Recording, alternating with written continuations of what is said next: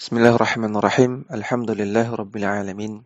Hamdan katsiran thayyiban mubarakan fih kama yuhibbu rabbuna wa yardah. Shalatu wassalam ala nabiyyina Muhammadin wa ala alihi wa sahbihi ajma'in. Amma ba'd.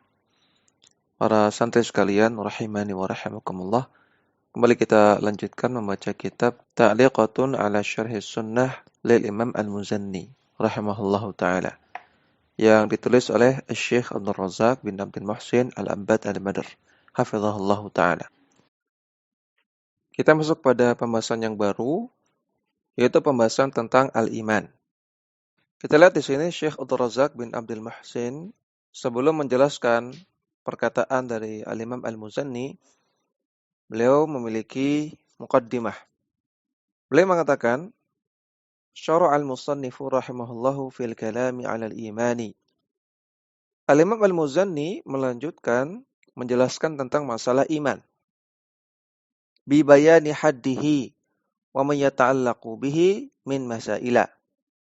Dengan menjelaskan definisi iman dan masalah-masalah yang terkait dengan iman. Wa bayyana fiha madhhab ahli sunnati ala wajhil ikhtisari. Dan Al-Muzanni juga menjelaskan bagaimana akidah Ahlussunnah dalam masalah iman secara ringkas. Wal imanu fil lughati.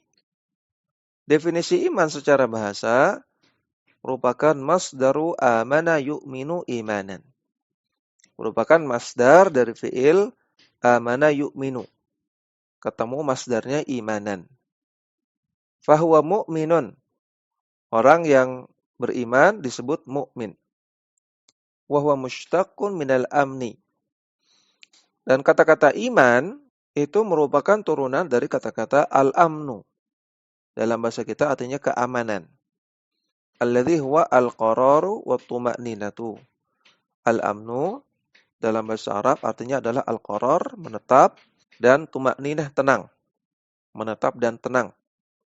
Wa dzalika innama yahsulu idza istaqarra fil qalbi at-tasdiqu wal inqiyadu. Karena iman itu terjadi yaitu ketika at-tasdiq, pembenaran, dan al-inqiyad, ketaatan, istaqarra fil qalbi, menetap di dalam hati. Atau ringkasnya, iman itu membenarkan dan menaati, at-tasdiq wal inqiyad. Wa bayyana Syekhul Islam Ibnu Taimiyah rahimahullahu anna ta'rif al-imani bil iqrari aula min ta'rifi ba'dihim lil imani bi annahu mujarradut tasdiqi. Dan Syekhul Islam Ibnu Taimiyah rahimahullah menjelaskan bahwasanya mendefinisikan iman dengan al-iqrar, menetapkan, ini lebih utama daripada mendefinisikan iman dengan at-tasdiq, sekedar membenarkan. Jadi kata beliau, iman itu secara bahasa artinya al-iqrar, menetapkan. Ini lebih utama daripada mendefinisikan iman dengan at-tasdiq. Walaupun memang dari segi bahasa boleh mendefinisikan iman dengan at-tasdiq, membenarkan. Membenarkan dengan hati. Tapi lebih tepatnya al-iqrar. Li'umurin iddatin dzakaraha. Berdasarkan beberapa alasan yang beliau sebutkan. Qala Syekhul Islam Ibnu Taimiyah rahimahullah, Syekhul Islam Ibnu Taimiyah rahimahullah mengatakan, "Wa ma'lumun anna al-imana huwa al-iqraru la mujarradut tasdiqi." Sudah kita ketahui bahwasanya iman adalah iqrar, menetapkan, bukan sekedar membenarkan.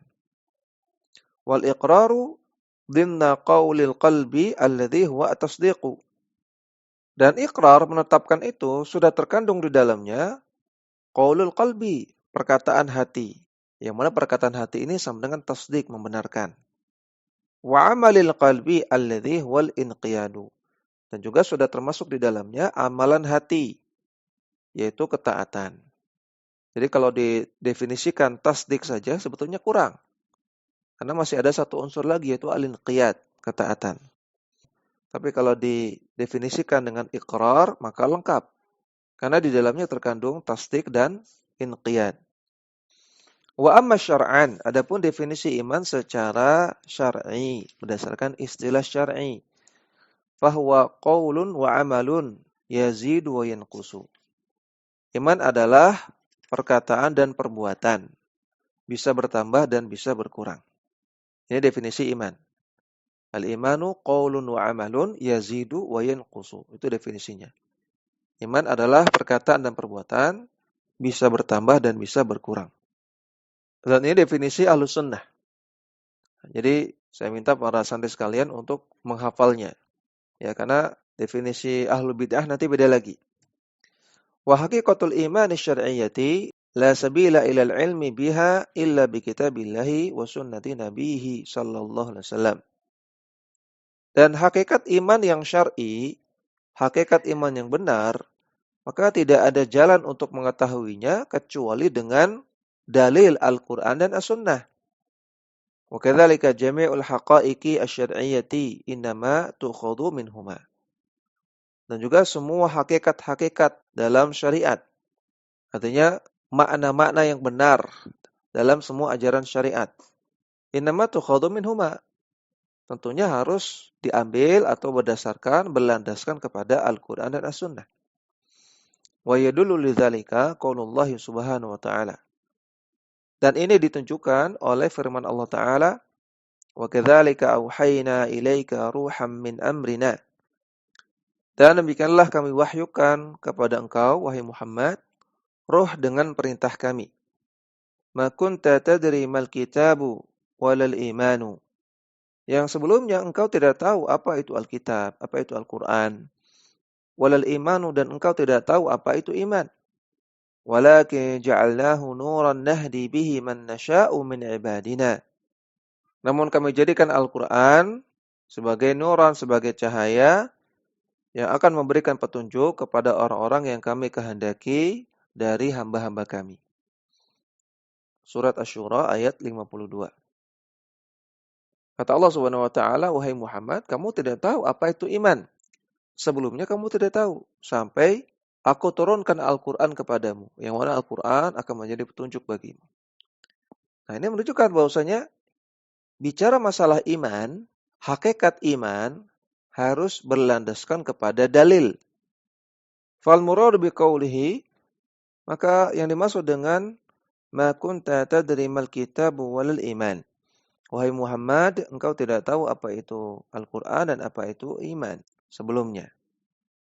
Wahai Muhammad, sebelumnya engkau tidak tahu apa itu Alkitab atau Al-Quran dan apa itu iman.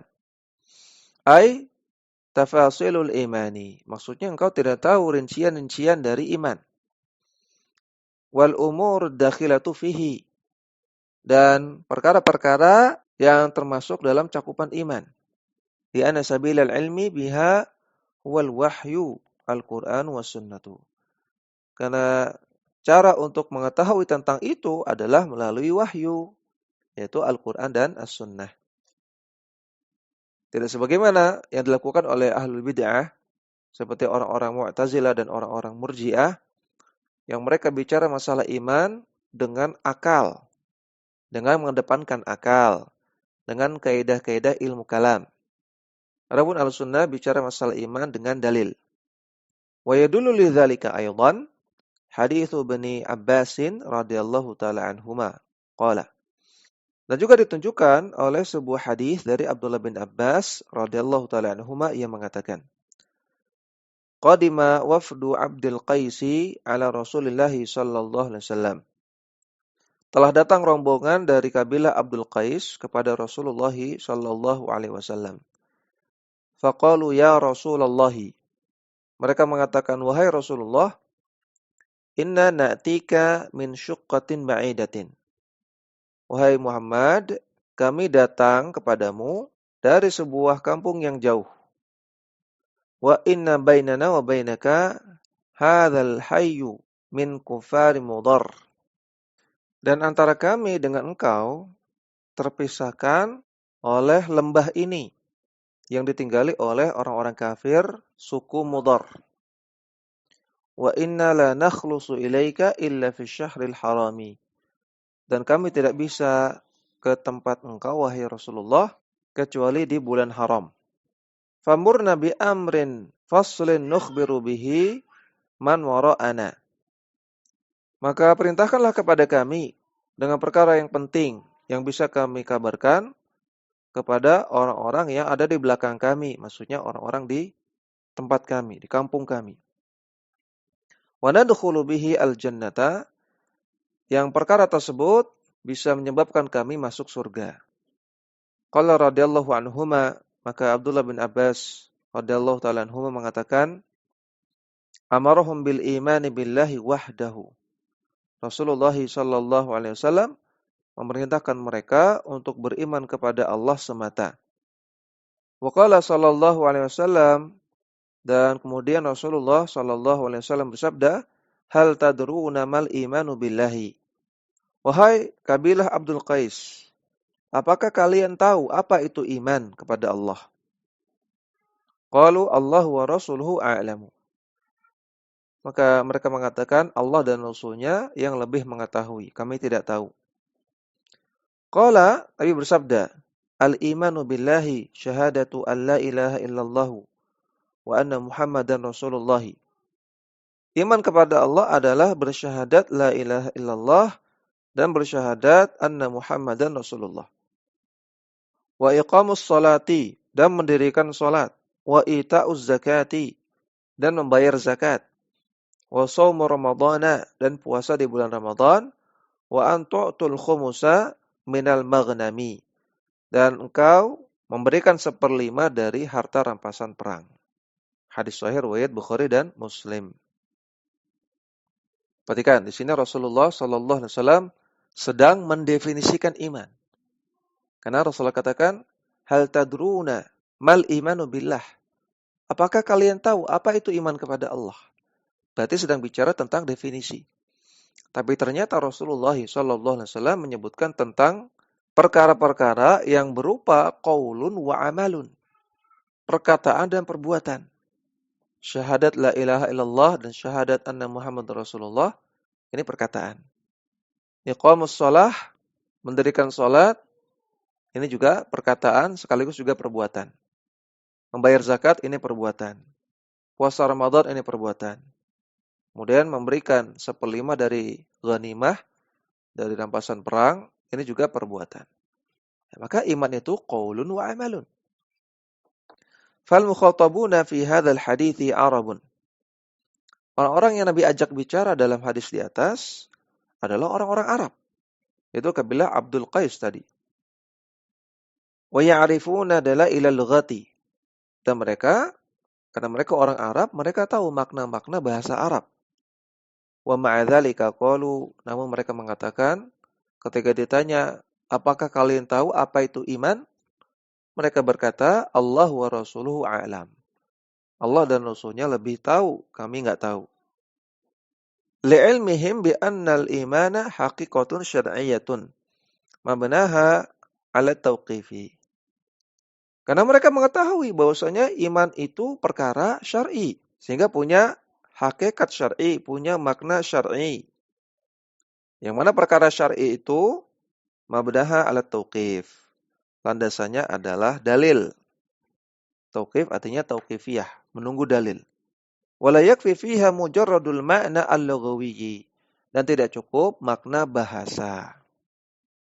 Karena perhatikan para santri sekalian, orang-orang Murji'ah mengatakan bahwasanya iman itu cukup qaulun, cukup perkataan. Artinya orang menyatakan keimanannya dengan perkataan sudah dikatakan cukup, sudah dikatakan beriman. Walaupun dia tidak beramal. Ya, dia tidak sholat, dia tidak meninggalkan kesyirikan, dia tidak nuntut ilmu, tidak puasa, tidak zakat, tidak pakai jilbab, dan tidak seterusnya. Yang penting menyatakan dirinya Islam secara lisan. Maka sudah dikatakan beriman. Ini akidah Murji'ah. Yang mereka melandasi hal ini hanya sekedar dari makna bahasa. Kata mereka iman secara bahasa artinya at-tasdiq, membenarkan. Maka yang penting membenarkan, nggak perlu beramal. Nah, ini bantahannya. Apa yang tadi dijelaskan oleh Syekh Abdul Razak itu bantahannya. Maksudnya iman ini masalah syar'i. Dan perkara syar'i itu berlandaskan kepada dalil. Maka harus lihat dalil. Harus berlandaskan kepada Al-Quran dan As-Sunnah.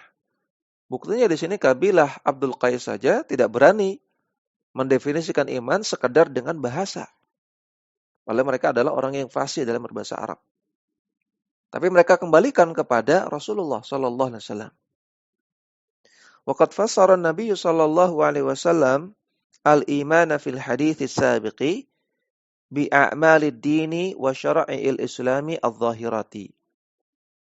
Dan Nabi sallallahu alaihi wasallam menafsirkan iman di dalam hadis di atas dengan menyebutkan amalan-amalan agama dan syariat-syariat Islam yang zahirah, yang nampak. Jadi justru bukan ditafsirkan dengan amalan hati, dengan perkataan hati yang tidak nampak tentunya. Wa sabaqa fi hadithi Jibril al-masyhuri tafsirul imani bil aqaidi wa umurid dini al-batinati.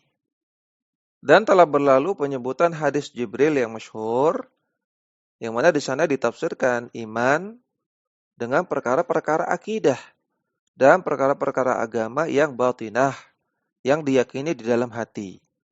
Itu ketika menjelaskan tentang masalah takdir, yang mana takdir adalah salah satu bagian dari rukun iman yang 6. Faqala alaihi salatu wassalam, dalam hadis Jibril, Nabi sallallahu alaihi wasallam bersabda, "Al-imanu an tu'mina billahi wa malaikatihi wa kutubihi wa rusulihi wal yaumil akhiri wa tu'mina bil qadari khairihi wa syarrihi." Iman adalah engkau beriman kepada Allah, iman kepada para malaikatnya, iman kepada kitab-kitabnya, iman kepada rasul-rasulnya, iman kepada hari akhir, dan engkau beriman kepada takdir, baik takdir yang baik maupun takdir yang buruk. Hadis sahih riwayat Muslim. Maka perhatikan dalam hadis Ibnu Abbas tadi, Nabi menyebutkan iman dengan perkara-perkara lahiriah, perkara zahirah yang nampak. Sedangkan dalam hadis Jibril, Rasulullah sallallahu alaihi wasallam mendefinisikan iman dengan perkara yang batiniyah, yang tidak nampak, yang di dalam hati.